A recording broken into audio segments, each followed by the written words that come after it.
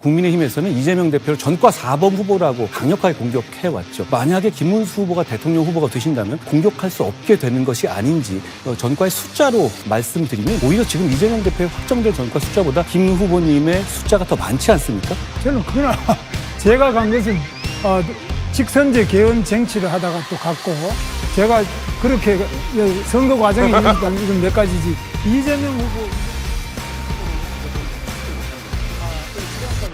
결국은 일단 네, 저는 지금 대한민국의 법치가 무너졌다고 생각합니다. 12가지 죄목으로 5개 재판을 받고 있는 이재명 후보, 이런 사람이 대통령 후보다고 해서 막 돌아다니고 있습니다. 이런 걸 보면서 모든 국민들이 속에서 열불이 납니다. 한동훈 후보는 윤석열 정부의 초대 법무부 장관을 하셨습니다.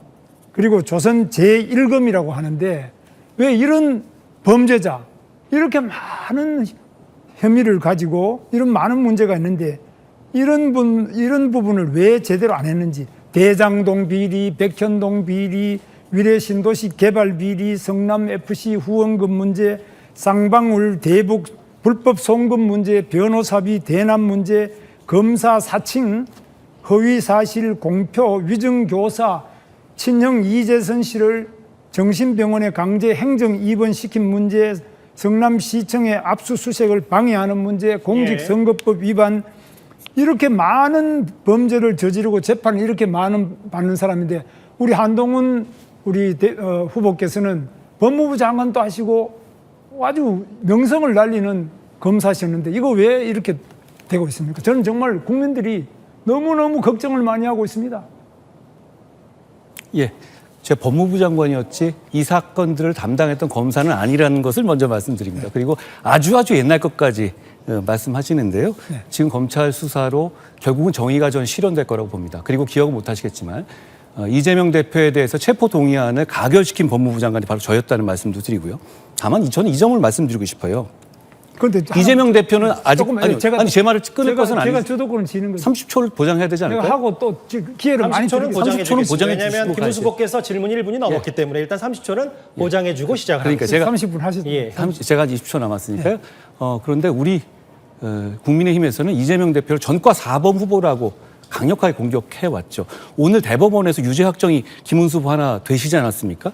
이렇게 되면 저는 김문수 후보님 존경하지만 우리가 이재명 대표를 전과 4번 후보다라고 만약에 김문수 후보가 대통령 후보가 되신다면 공격할 수 없게 되는 것이 아닌지 저는 그걸 오히려 되묻고 싶어요. 총 지금 보면 어떻게 보면 전과의 숫자로 말씀드리면 오히려 지금 이재명 대표의 확정된 전과 숫자보다 오히려 김 후보님의 숫자가 더 많지 않습니까? 저는 그러나 제가 간 것은 직선제 개헌 쟁취를 하다가 또 갔고 제가 그렇게 선거 과정에 일어섰던 이런 몇 가지지 이재명 후보 이런 개발 비리나 이런 검사 사칭 뭐 아니죠. 두 건은 전광훈 씨랑 직접 관련이 있는 사안 아닙니까? 오늘 확정된 것도요. 방역 수칙 부분에 관련된 건데요. 그 법치를 말씀하셨기 때문에 과연 대통령이라는 그러니까. 법치의 상징이 과연 그런 기본적인 수칙을 지키지 않은 사람이 할 수 있는지를 여쭤보는 거예요. 법치를 그런 걸 법치를 한다면 교통 위반한 것도 전부 그러면 뭐 공식 선거에 나오면 안 된다는 말인지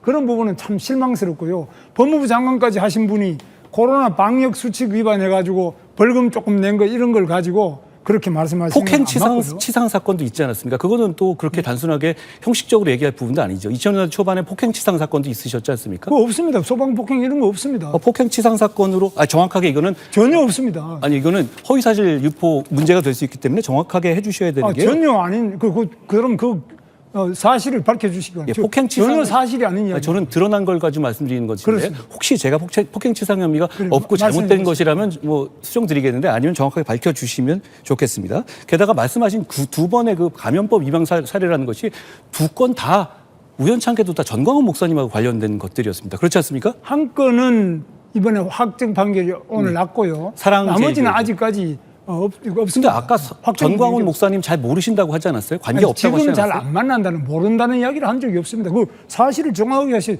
조선 제1검이 사실에 기각해서 말씀하셔야지. 사실이라는 걸 저 전과 없는 걸 있다 그러시면 안 되고요. 막 25년 그거는- 올해 2월에 전광훈 목사 보고 자유민주주의를 수호하기 위한 목사다 이렇게 칭찬해 주시잖아요. 저는 그렇게 생각하는데 그럼 뭐 우리 한동훈 후보님께서는 정광훈 목사가 무슨 사회주의를 하는 그런 목사입니까? 뭡니까? 그 말이 안 되는 이야기를 하고 계세요. 그 판단은 그럼 지금도 계속 되시는 거네요. 그렇죠? 아니 그렇지 정광훈 목사가 자유민주주의 대한민국을 지키려고 한 목사. 그런데 전광훈 목사께서는 우리 국민의힘 후보님 포함해서 네. 우리 8명 모두를 떨어뜨려야 한다 이렇게 계속 말씀하고 계십니다. 그런 거는 그건 뭐 말이 안 되는 거. 뭐 예를 들면 야당을 뭐 어떤 다른 정당이 떨어뜨리려고 한다고 해가지고 그게 뭐 그러면 우리하고 자유민주주의자가 아니다 이렇게 말하는 건 안 되죠. 아니요 지금 내하고 지금 내가 선거하는 거를 떨어뜨리려는 사람은 다 자유민주주의가 아니다 이런 이야기를 어떻게 지금 하면 이재명의 하겠어요? 위험한 아니, 세상을 잠깐만. 막아야 하는 거 아닙니까? 그런데 이제- 거기에 방해되는 행동을 하고 제가 계시는데 주도권을 그분을 너무 가지고 높이 있으니까. 평가하시길래 제가 말씀드린 이거는 거예요. 사회적에서 필요하면 제재를 해주시면 제가 이제 1분 질문하고 우리 한동훈 후보께서 30초 답변 이런 순서로 하는 게 좋고 그렇게 하겠습니다. 막 이렇게 뒤섞여서 하는 보다는 중간에 제 말을 그래서- 끊으시길래 제가 한번 말씀드렸어요. 저는 이제 국회에서 체포 동의안을 이재명 후보 같은 경우는 가결시켰어요. 제가 그런데 했죠. 예, 제가 했죠. 가결시켰는데 이 영장 담당 판사가 유창훈 판사 이분이 이 기각을 시켜버렸어요. 그래서 지금 보면 이재명은 항상 법원에 가면은 기각 이렇게 계속 기각되는데 이런 부분에 대해서 저는 대한민국 우리 국민들이 사법부에 대해서 굉장히 우려를 하고 있습니다. 이거 너무 심한 거 아니냐. 이런 부분에 대해서는 어떻게 생각하십니까? 저도 공감합니다. 저도 반드시 영장이 나와야 할 사안이었고요. 최근에 있었던 여러 가지 사법부의 판결 중에서 실망스럽고 국민의 눈높이에 맞지 않는 판결들이 많다고 생각합니다. 네. 그리고 그렇다고 하더라도 시스템 자체를 부정할 수는 없기 때문에 이 시스템 안에서 좋은 결과가 나고 정의와 상식에 맞는 결과가 나도록 우리 모두 노력해야 한다고 생각합니다. 그렇지. 같이 그건 노력을 해 나가기로 같이 하고요. 해주시면 좋겠습니다. 지금 우려하는 것은 이렇게 검찰에서 또 해가지고 체포동의안이 국회까지 통과되는데 판사가 이거 또 영장 기각하고 이래가지고 지금 범죄자들이 많은 혐의로 지금 재판받고 있고 온갖 파렴치를 한 행위를 다 했는데도 지금 대통령 후보까지 나오겠다고 하는 이 참담한 현실에 부딪혔습니다. 제가 말씀드리고 싶은 거는 이렇게 지금 현재 우리 대통령께서 계엄을 하고 파면이 되고 또 이렇게 탄핵을 당하고 하는 이 모든 과정에 첫 번째 책임을 만약에 물으라면 저는 우리 한동훈 후보께서 책임이 제일 크지 않느냐. 저는 제가 대통령의 잘못을 바로잡으러 나섰을 때 함께 나서주지 않았던 많은 정치인들에게 책임이 있다고 생각합니다. 그중에 한 분이 저는 후보님일 수도 있다고 생각해요. 그동안에 제가 김건희 여사 문제라든가 다른 여러 가지 문제들이 있죠. 동의하신다고 말씀하셨죠. 문제 있다고 말씀하셨죠. 그때 왜 말씀 안 하셨습니까? 이야기한 적이 없고요. 그다음에 다시 말씀드립니다. 그러면 저는 김건희 여사 문제 괜찮았습니까? 저는 김건희 여사 뭐 어떤 사람인지 저는 만나본 적이 한 번도 없어요. 만나봐야 하는 게 아니라 국민 모두가 김건희 여사의 어떤 행동이라든가 이런 거에 문제제기를 하고 있었잖아요. 그건 알고 계시죠? 아니 그 문제 제기한다고 해서 그럼 다 문제가 있다 이렇게 합니까? 알지도 모르면서. 근데 우리 아니, 정치인이라면 문제 제기를 했었을 때 그게 아니죠. 문제 있다고 판단하면 그 부분에서 해결하고 노력해야 하는 제 것이죠. 순서가 그때 나서지 않으셨잖아요. 제가 30초밖에 안 남았기 때문에. 그래서 우리 한동훈 후보님에 대해서 말씀드리자면 저는 한동훈 후보가 말하는 공과 사, 이재명 후보가 자기 형님을 정신병원에 강제 입원을 시키려고 했어요. 성남 시민을 25명이나 강제 입원시켰어요.